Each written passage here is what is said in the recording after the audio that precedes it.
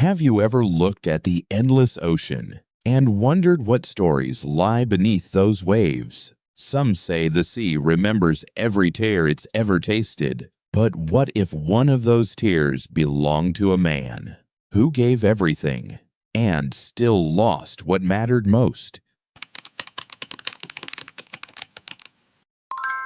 This is the story of a fisherman named Aaro, a man who believed the sea was both his home and his destiny. Aaro lived in a small coastal village where the mornings smelled of salt and hope. Every dawn he pushed his wooden boat into the waves, chasing fish, chasing dreams, chasing survival. The sea was never gentle, but Aaro had learned its moods. When the clouds turned dark, he knew when to pull back. When the winds whispered softly, he knew when to go far. And when the waves roared like beasts, he held on. Because that's what life had taught him, to hold on. He wasn't rich. His clothes were worn, his hands were rough, and his eyes carried the weight of storms he had survived. But he had something more precious than gold: his family. A wife, Mira, whose laughter filled the silence of their small hut, and a little daughter, Lena, who ran barefoot along the shore, always waving at her father as he sailed away each morning. To Aaro, they were his world. And so, every day, he gave his sweat and strength to the sea, hoping it would be kind enough to give back.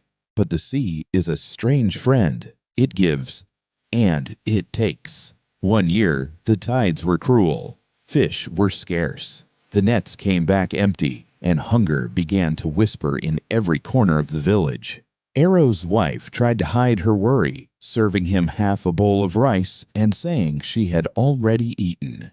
But he saw her eyes, the quiet ache of a mother trying to protect her child. So one night, as the moon shone bright over the restless waters, Aaro made a choice. He would sail farther than ever before, beyond the reef, beyond the line where the sea turned dark and unknown. He kissed his sleeping daughter's forehead, held his wife's hand a little longer, and whispered, "I'll bring back enough for all of us. I promise." The next morning, he left before sunrise. The sea was calm at first, a mirror reflecting the sky. But as he crossed the boundary he'd never dared before, the horizon began to change.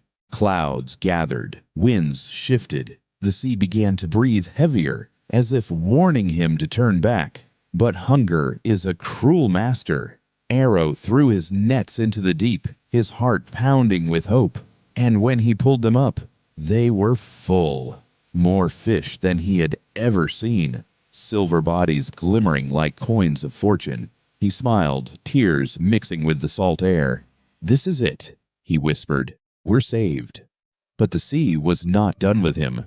In moments, the sky darkened, waves rose like mountains. His small boat was tossed like a toy. He fought, gripping the oar, shouting against the storm, "I have to go home. My family needs me."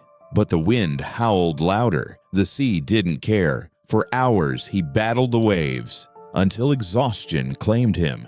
His boat shattered against unseen rocks, and the world went black. When Aaro opened his eyes, he was lying on a deserted shore. His nets were gone, his boat was gone, his fortune gone.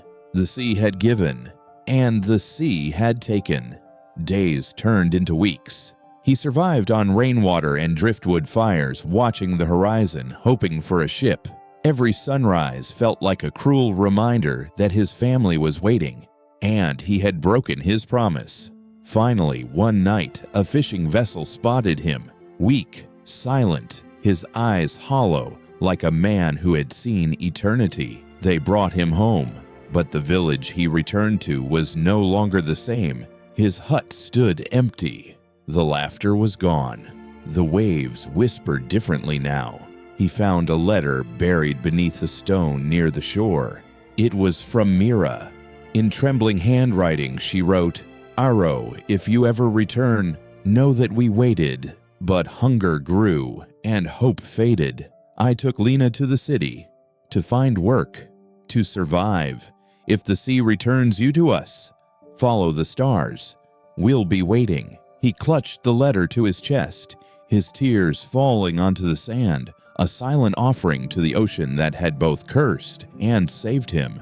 Years passed. Aaro rebuilt his boat from scraps, not for fishing, but for searching. He sailed from shore to shore, asking strangers about a woman with kind eyes and a little girl who loved to wave at the sea. Some said they'd seen them, others only shook their heads. But Aaro never stopped, because love doesn't sink. It drifts. It endures, even when the sea tries to drown it. One winter evening, in a bustling harbor city, he saw her, Mira, older, but her eyes still carrying the same light, and beside her, a young woman, Lena, grown, her smile mirroring his own. They turned, and for a moment, time stood still. No words were needed. The sea had taken everything, but it had also brought them back together. Aaro held them close and whispered, "I kept my promise. I came home." From that day on, he never sailed alone again. Every morning, the three of them would stand at the shore, watching the sun rise, thanking the sea, not for its kindness, but for its lessons. Because sometimes life's deepest pain is also what leads us home. So the next time you stand before the ocean, remember Aaro's story. Remember that love doesn't drown, it waits, it endures. And sometimes the tides that pull us apart are the same ones that bring us back. And if this story touched your heart, don't let it drift away. Follow Eliza Bethell's tales for more stories that speak to the soul. Stories of loss, hope, and the power to begin again. Because somewhere out there, another heart is waiting to hear exactly this.